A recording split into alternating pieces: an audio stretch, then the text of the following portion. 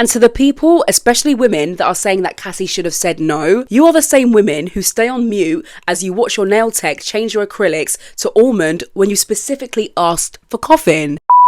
Hello, hi, and welcome back to another episode of Ode to Pop Culture. It really has been a long time since I've said that. I think the last video I did was in December. Oh my gosh, it's been like, 5 to 6 months?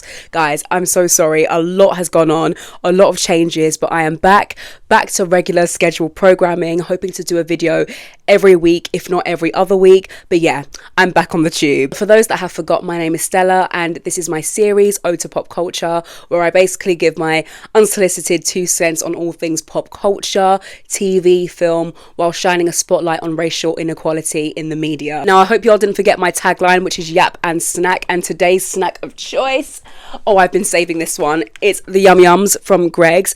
To be honest, I actually prefer the ones from M&S, but they didn't have any. Shock. But the Greggs one is just as nice. Now let's get straight into it, because as you can see from the title, this week was a lot. This week was the start of the Diddy Trial, Sean Diddy Combs, and please just know that that is the only time I'll be referring to him by name. So from henceforth, I will be referring to him as him with a screw face, or that man, just to let you know. And his ex-girlfriend, Cassie Ventura, let me rephrase, a heavily pregnant Cassie took to the stand and detailed her tumultuous, volatile relationship with him. Now, this trial isn't televised because he is facing charges in a federal court, and any kind of filming is strictly prohibited. But there have been regular updates on Twitter, X, and on TikTok, and I'll get into that later on, because some of these creators are looking a little bit too giddy and excited for a case horrific as this. So yeah, Cassie took to the stand this week to detail her tumultuous, volatile relationship with that man.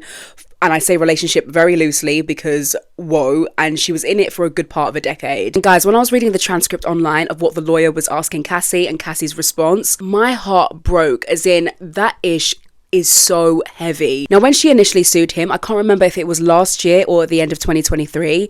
I want to say last year. I read that lawsuit front to back. One thing you should know about me is when it comes to a lawsuit, depending on how invested I am in the case, I'ma read it.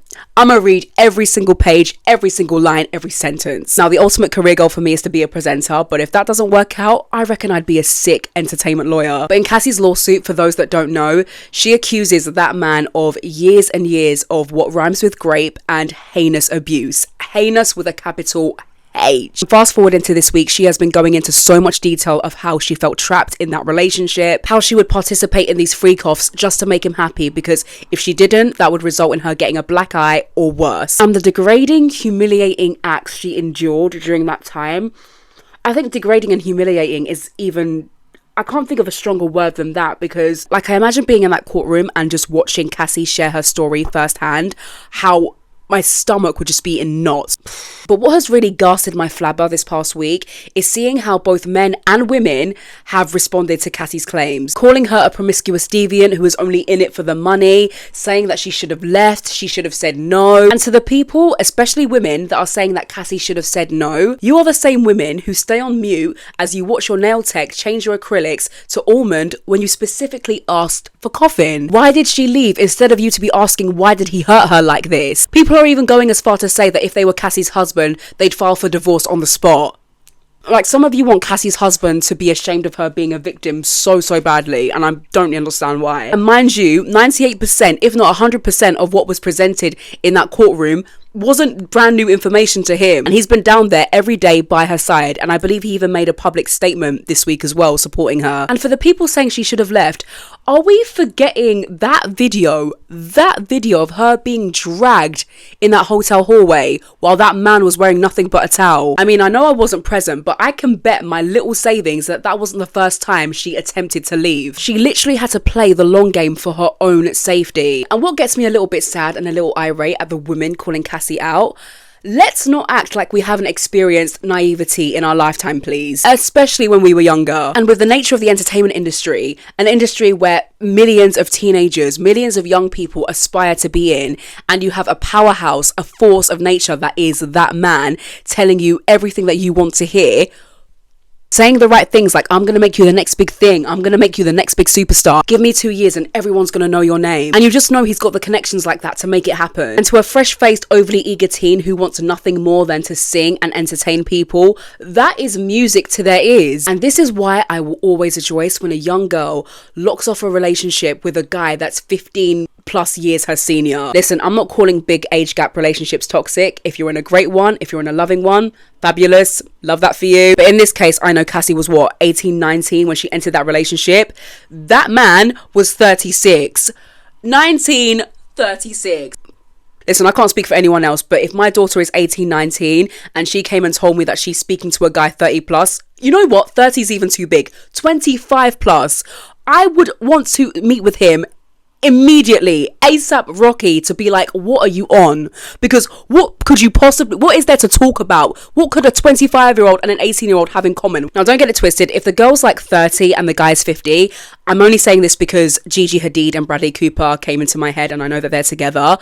That's somewhat okay. Not to my taste, but it's okay. Because at least with a 30-year-old, the frontal lobe is developed. Like, you're not old, but you're not fresh out of the womb. But in Cassie and that man's case, it was so easy for him to control and manipulate everything around her. Now, I mentioned earlier about how this case isn't televised, but some creators and journalists who have further insight than we do have been giving updates online about the case. There are even some people just standing outside the court and just giving updates of who's been walking in, who's been walking out, and just updating their followers online. And guys, when I tell you, the verbiage and the giddiness around this is insane. I've seen some people begging for it to be televised so we can hear the tea, so we can hear the gossip, so we can hear the juice. And maybe it's because my heart is in the right place, but calling legal evidence and relived trauma tea and juicy is crazy work. Like, seriously, how desensitized are we to horrific crimes? Now, what has been made crystal clear this week is that one of the worst things about being a woman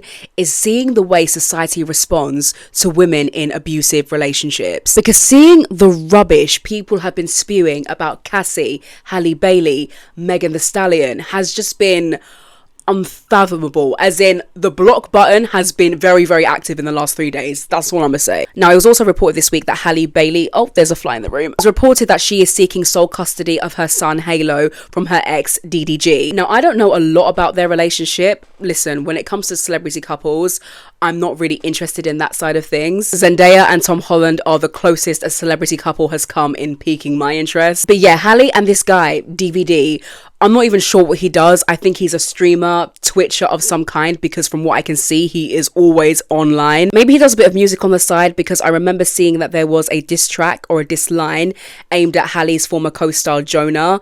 Now, I don't know what word for word what was said, but I know shade was thrown. And from how he was with Halle publicly during the Little Mermaid press run, I saw a lot of people commenting things like, girl, you better get away from this boy. And Halle stood 10 toes down and was like, I love you all, but respectfully, mind your business. And fast forward 2 years, they've broken up and Halle has alleged physical abuse during that time. Now, as much as I would love a career in the public eye because I'm passionate about pop culture and entertaining, the parasocial people I'm about to describe make me itch. And I don't know if this is something that I could endure. Because after it was announced this week that Halle was seeking sole custody, the amount of people that I saw going as far as tagging Hailey on TikTok, on Twitter, X, whatever you want to call it, being like, girl, I told you so, we warned you.